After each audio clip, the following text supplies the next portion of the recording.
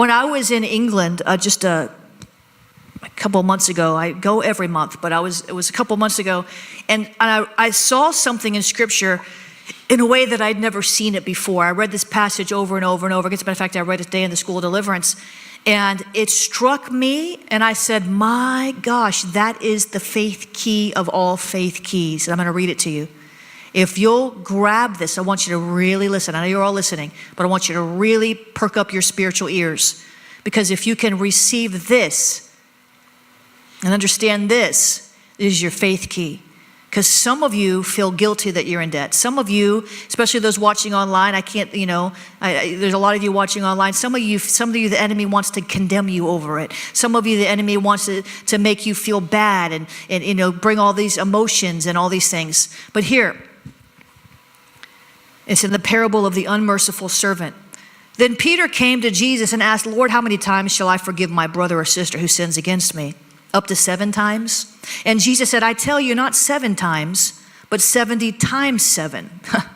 Therefore, the kingdom of heaven is like a king who wanted to settle accounts with his servants. And as he began the settlement, a man who owed him 10,000 bags of gold was brought to him. Since he was not able to pay, the master ordered that he and his wife and his children and all that he had be sold to repay the debt. As the servant fell on his knees before him and said, be patient with me. He begged, and I will pay back everything. And the servant's master took pity on him and canceled the debt and let him go. One person got it. Listen, some of you are in so much debt that you literally cannot pay. Some of you and those watching online, you may be in so much debt that you're having trouble paying even the minimum payment. What did the scripture say? The king, who's your king? Who's your king? The king knew that he could not pay. And what did the king do?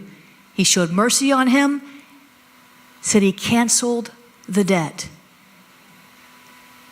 When I saw this, after reading the scriptures for decades, I never saw it in the context of supernatural debt. How many know that was a supernatural debt cancellation? This guy was about to be put in prison for the debt that he owed. But the king showed mercy on him. He knew that he could not pay. But the guy had to ask for the forgiveness. He had to ask.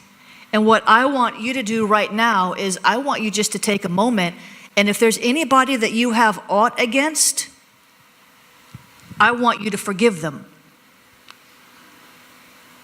Just take a moment. Let's deal with this forgiveness issue, because then we're going to ask God to forgive us.